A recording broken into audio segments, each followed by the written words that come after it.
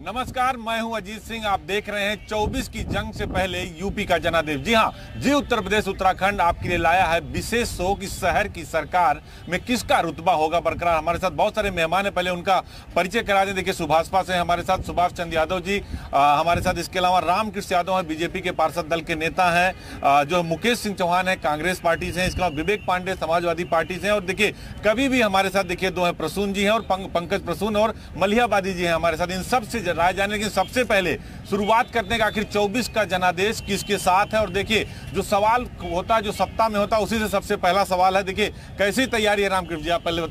देखिए, भारतीय जनता पार्टी हमारे देश के यशस्वी प्रधानमंत्री आदरणीय नरेंद्र भाई मोदी जी के नेतृत्व में, उत्तर प्रदेश में परम पूज्य योगी आदित्यनाथ जी के नेतृत्व में जिस तरीके से आम जनता की सेवा कर रहा है और जनता तक सबका साथ, सबका विकास, सबका प्रयास और सबका विशेष प्रयासों से जिस तरीके से सेवा हो रही है, वास्तव में 24 में फिर एक बार उत्तर प्रदेश के अंदर 80 में 80 सीटों पर भारतीय जनता पार्टी का परचम लहराएगा, इसमें कोई संदेह नहीं है। लेकिन जो पहले आपके साथ थे, अकेले चुनाव लड़ने जा रहे हैं।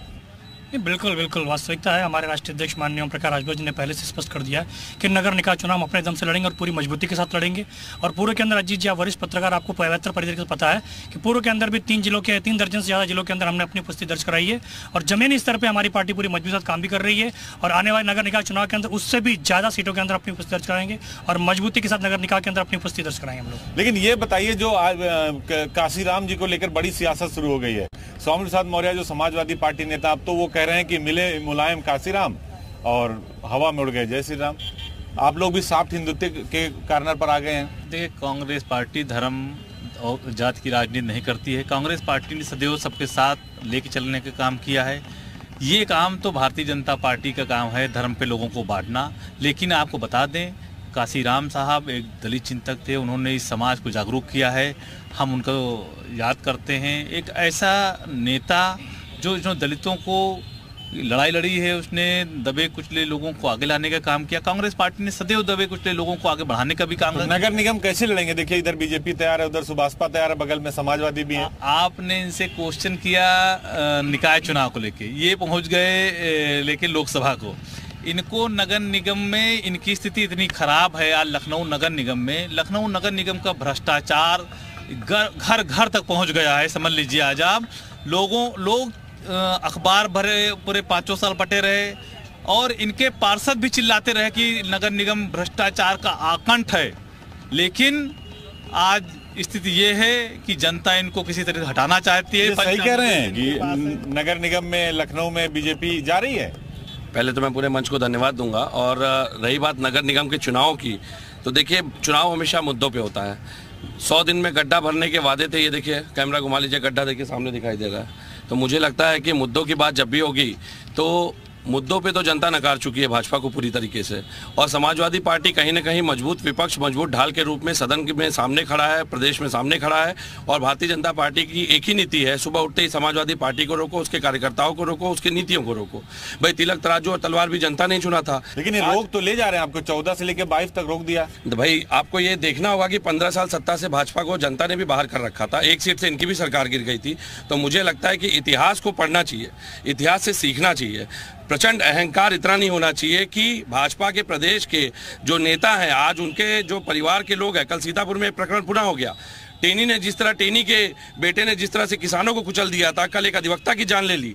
भाई, वो भी ओबीसी समुदाय से। जवाब दीजिए। देखिए, कह रहे हैं कि नगर निगम में कुछ नहीं है बीजेपी का और लगातार बीजेपी दबंगई कर रही है। आपने ही शुरुआत की थी कि 24 की तैयारी कैसी है, पूछा आपने था। मुकेश भाई को सुनाई कम दे गया था और मैंने इसी पे बताया था कि 24 की तैयारी हमारी कैसे चल रही है। आप निकाय चुनाव के बारे में पूछेंगे तो निकाय में हमारा लखनऊ की जनता, प्रदेश की जनता सदैव से नगर निगम 28 लाख से अधिक लोग हैं, 110 वार्ड है। बहुत बड़ी चुनौती नहीं लगती आपको? नहीं, जनता की जनसेवा में हम लोग कर रहे हैं, उसमें चुनौती किस बात की? जनता का आशीर्वाद हमारे साथ है। इसी की परिणति है कि हम लोग 2014, 2017 और 2019 और 2022 में लगातार जीतते आ रहे हैं। जनता हमको अपना सेवक बनाए रखना चाहती है। देखिए, कभी भी है, पंकज जी से ही जवाब ले लेते हैं। पंकज प्रसून, देखिए, व्यंग्यकार हैं। ये जो नेताजी लोग कह रहे हैं, सही है लखनऊ के लिए? देखिए, अभी आपने गड्ढों की बात करी, मैं तो गड्ढा विशेषज्ञ हूँ, मैंने गड्ढों पे बड़ा शोध किया है। बजा दीजिए, गड्ढा विशेषज्ञ कभी भी है, व्यंग्यकार भी है पंकज जी। हाँ, मुझे ऐसा लगता है गड्ढे बड़े जरूरी होते हैं। गड्ढे हमारी चेतना में वृद्धि करते हैं। जीवन में धैर्य क्या होता है, ये गड्ढे बताते हैं। और ये मत कहो कि ई रिक्शा गड्ढे में गिर गया, बल्कि ये कहिए कि ई रिक्शा गड्ढे के सम्मान में झुक गया। क्या बात है। और हमें तो ऐसा लगता है कि जनसंख्या नियंत्रण कानून बनाने की बात हो रही, रामकृष्ण जी, कोई जरूरत नहीं जनसंख्या नियंत्रण कानून लाने की। आप गड्ढों की संख्या बढ़ा दीजिए, जनसंख्या अपने आप कंट्रोल हो जाएगी। पूछेंगे भी रामकृष्ण जी से। और हाँ, और हमें लगता है कि मैंने तो गड्ढों का सम्मान भी किया था।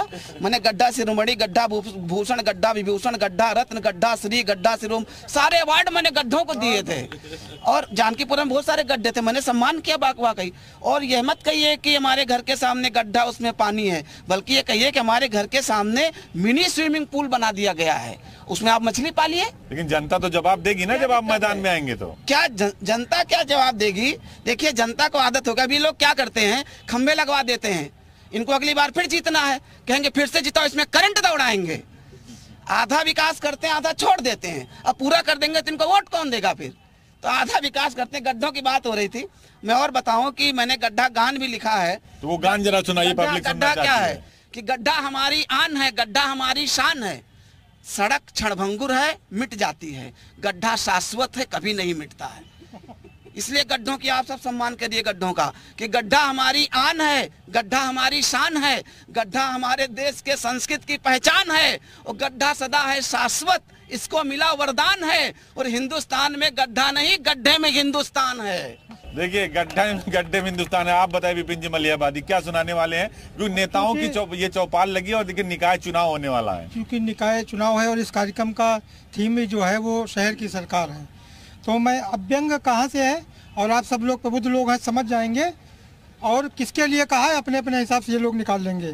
कि लखनऊ में, पहली लाइन से ही व्यंग सुनिए, कि लखनऊ में सफाई का डंका है, लखनऊ में सफाई का डंका बजा है।